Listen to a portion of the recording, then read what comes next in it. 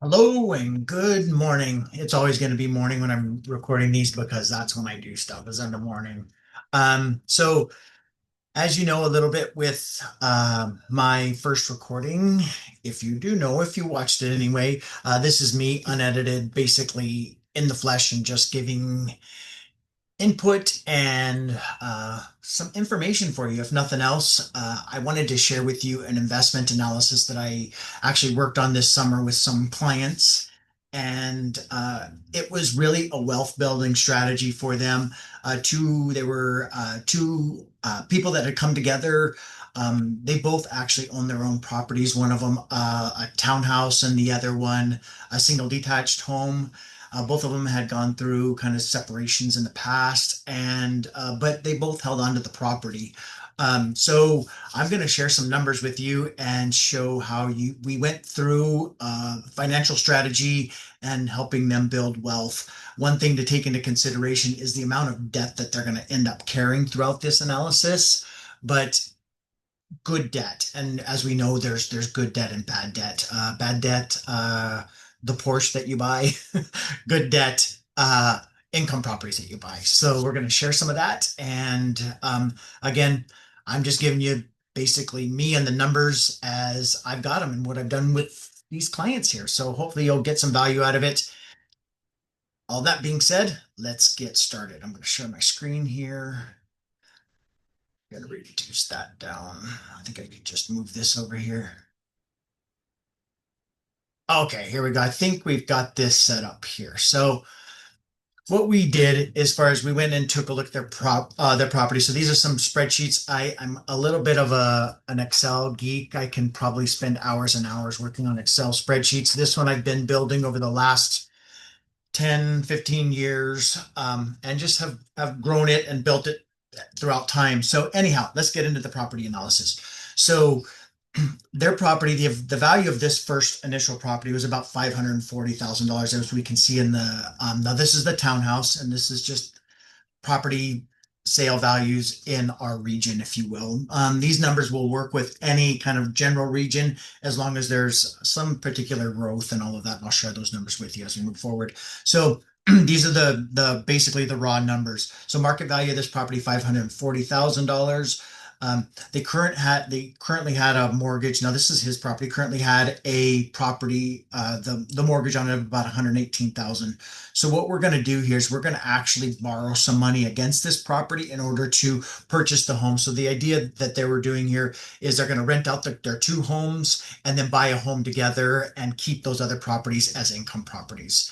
So um, you'll see kind of these general numbers, not operating income, annual borrowing costs, and you'll see as we kind of progress through this, uh, this property renting for about $1,800 a month gives a gross annual income. And then we work in a vacancy rate.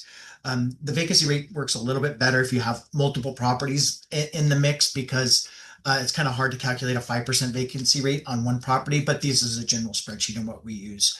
So we get our property taxes, and this one was a condo, so our condo fees, um, insurance on the property, about $80 per month in this case. So it gives us our net operating income here. So, and then we start talking, we're going to borrow a line of credit against this property and about current rates at about 5.5%. This is prime. At the time, it was prime plus, I think, a half a point, depending on what you're doing and where you're borrowing, but these are just general numbers. Um, and then we talked about annual cash flow based upon these numbers here.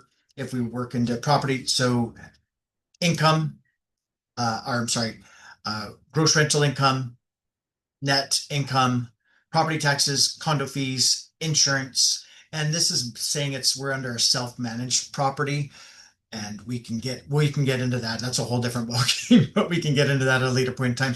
So anyhow, and then we get into our initial investment, our annual cash flow, principal pay down, annual market increase in value, and I've got a 3% expected annual growth rate. I'm going to talk a little bit about that as we move through here. So 1 year projected ROI on the borrowing against this property, and then we get into our 3 year projected cash flow, our 3 year principal pay down, and then our 3 year increase in market value. So this is our 3 year projected ROI on our initial investment of, or taking money out against the property at $118,000. So, and then we're going to get into property two. Now, this is her property. Here we go. Property two. Market value here, 800,000. Again, this doesn't necessarily have to be, property values are relatively high in our marketplace, but if market value is 400,000, you're going to be, the home you're going to be purchasing is likely going to be less than and the numbers kind of work out for themselves, if that makes sense. So purchase price, we're going to refinance this property. So we're going to actually pay down the current loan. So you'll see a cost of refinancing on the property.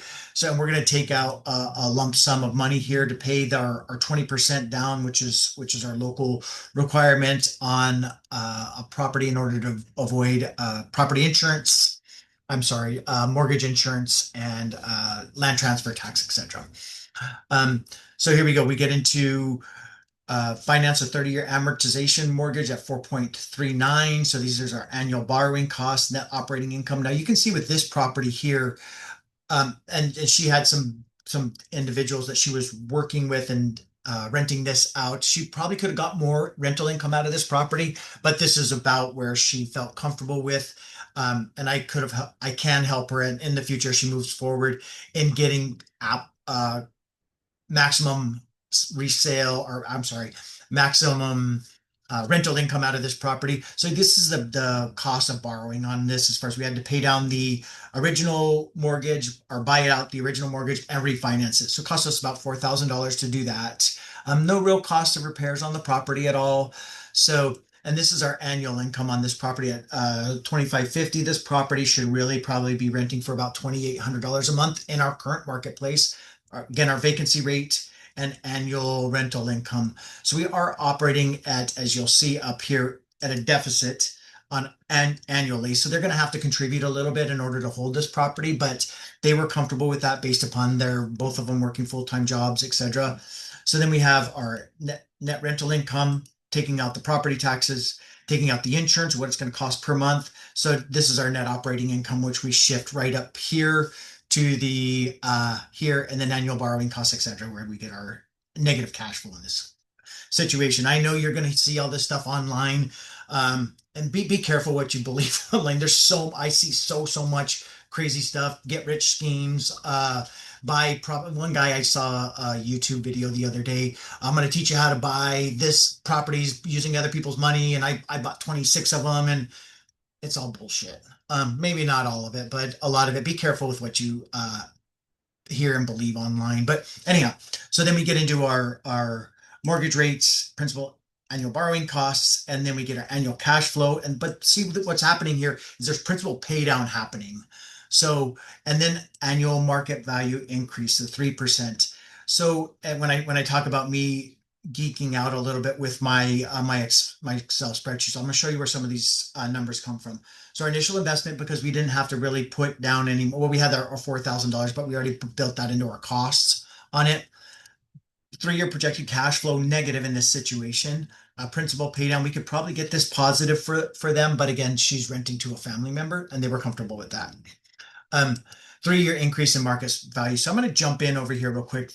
I'm going to show you my appreciation chart. So this is year 1, 2, 3. Now this property I did 5 years on, just a general analysis as I'm running through it. And I basically market value, appreciation amount. And then on the flip side of that, I just grabbed a mortgage calculator and I started plugging in, and this is my principal pay down amount. I didn't make this real pretty because it didn't necessarily matter. I just wanted to know raw numbers on, this is year 1, and then basically 36 payments and or monthly payments. So that gets me out 3 years on it. So, and then I'm going to wrap all this together, and that's where I'm getting my ROIs. I did the same thing with this property here. This is my three-year appreciation chart. Again, I have 4% on this property. It can vary a little bit, but I always use very conservative numbers when I'm doing this, because I don't want people to end up in a situation where they're expecting all this money or appreciation and it doesn't actually happen. So I'm very, very conservative with my numbers. I'm going to share, and I'm using general numbers here. So we're going through a tough time in our market, like many other people are. So, but this is the thing, as far as if you look at it generally, as far as on a 10-year basis. So I know many people in 2015 that said, we've missed out on the market. I'm not going to buy an investment property now. Missed the market. It's appreciated so much that it's not going to appreciate that much more. But look at where we're at today. Now look at all this red first, as far as we've had some massive years of growth, and I get that and I appreciate that, but I would never run any numbers expecting that we're going to get double-digit growth. It just doesn't make sense from an investment perspective or an analysis perspective. Just not realistic. So then we get into see, these are the reds. So we've had our market has been um, gone through a correction and all this massive growth, post-COVID growth, or I guess post-COVID correction, if you will. Um, and then so we see the numbers in the red. But if you take a look at this, look at our average sale price in the last 10 years, what it's increased from 2015 when people said, I missed the market. But look at that. So it's over double increase in value. So even with the most recent adjustments with all of this red, we're still sitting in a great spot. So when you hear the news and say, when you hear the news about the market's terrible, it's going to lose value and this and that. I mean, yeah, we might see some small corrections. Like this year, we'll probably close out around the four, maybe 4.5 if December's not great. But it is what it is, and this is where we're at. So, but if we were to take this actual value increase, this is a 12.5% in our marketplace. Granted, it's been a lot of good years and all of that, but when I'm running my numbers, I'm really conservative with my 4% growth rate. So I think that long run, long term hold, um, we'll get into some different numbers there. And I used a 3% here and I used a 4% here because I think the market's going to get a little bit better year over year. But I'm going to share kind of generally the last standpoint on this. So these are the information that I was sharing with them. So home growth analysis. Now this is the home that they're purchasing. They're going to move in together. So they buy it at eight $869,000 is the agreement that we worked on it. Year 1, 2, and 3. This is again using a nominal growth rate of 4%. So 3-year profit, the mortgage pay down, and it puts them on a 3-year net here. Again, I think that realistically, so we might have a flat market next year. Maybe it's down a couple points here and there. But if we look at long-term growth, and that's what real estate is, it's a long-term hold. These strategies won't work. Or I guess they could work in an upward trending market.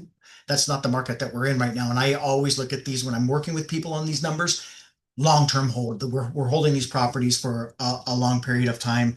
So, but look at what happens here. Oh, this is their annual appreciation. Oops, I gotta move this out of the way here. There we go. And then we talk net worth. This is our net worth building sheet. So 3-year projected increase in net worth. So property 1, 2, and 3. I should have put the actual numbers here on where the net worth was initially with the two properties. But this is about growth and it's about investments and it's about really, and this is where it gets to be fun and interesting. So property 1, 2, and then the new home that they're purchasing. So market value after 3-year growth period, what the mortgage after mortgage pay downs, because we're paying down principal and our tenants are paying down our principal for us on these properties as well. So where the mortgage balance is at the end of it with the new home that they purchased. And then so this is my 80% loan to value. So in our marketplace and many marketplaces in Canada that you can borrow, banks will lend at 80% loan to value. So if I take this number here and I take 80% of that, that's this number here. And this is where the numbers get to be a bit fun here is in this property, they can actually take out tax-free $180,000 against the property. This one here, because they're in their own names, there's no corporations or anything else involved here, which is a different strategy, and we can talk more about that in another one of these presentations. But so property 1, they got $121,000 of equity that they can. There's more equity than that, but 80% loan to value on. They can take this money out, go on vacations, buy more income properties, that good debt versus bad debt because they are borrowing. If they were going to take out this money, they are borrowing against it, right? It's still something that they're borrowing leveraged against these properties here. But at the end of the day, the ability to take out $500,000 at a nominal 4% growth rate, this is how wealth is built through real estate. Again, these two people are very fortunate to have both of them owning properties at decent market values. But these numbers will grow a little bit slower for properties with that don't have such high market values. But they take this and put $100,000 in here, and how much does that change your life of being able to borrow against that? Uh, uh, Basically tax free, especially in Canada. I don't know the tax consequences in the US on it, but if you were to be able to take this and invest it in more money, that's where it gets to be pretty exciting and sexy, if you will. So, all of that being said, those are general numbers and how we worked with people in order to create wealth through real estate on their end. Um, I have a lot more like this. This is one example of somebody that we helped with just this summer. And I thank them for allowing me the opportunity to work with them on this. And like I mentioned, as far as when we were getting ready to kind of firm up and close on the, not before closing, but when we were getting ready to kind of remove all of our conditions and make the sale firm, they were nervous because the debt load on when you look at it all, it was close to about $1 million, but the assets and the good debt really kind of helped carry them to create wealth through real estate. So a lot more examples like this we will share over time. And this is just basically how we work. This is the real deal. There's no gimmicks. There's nothing else associated with that. I will present more of these opportunities.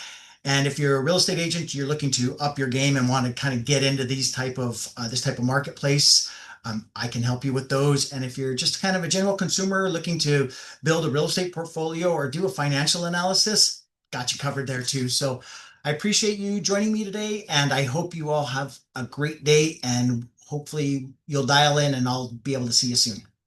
Thanks so much. Bye for now.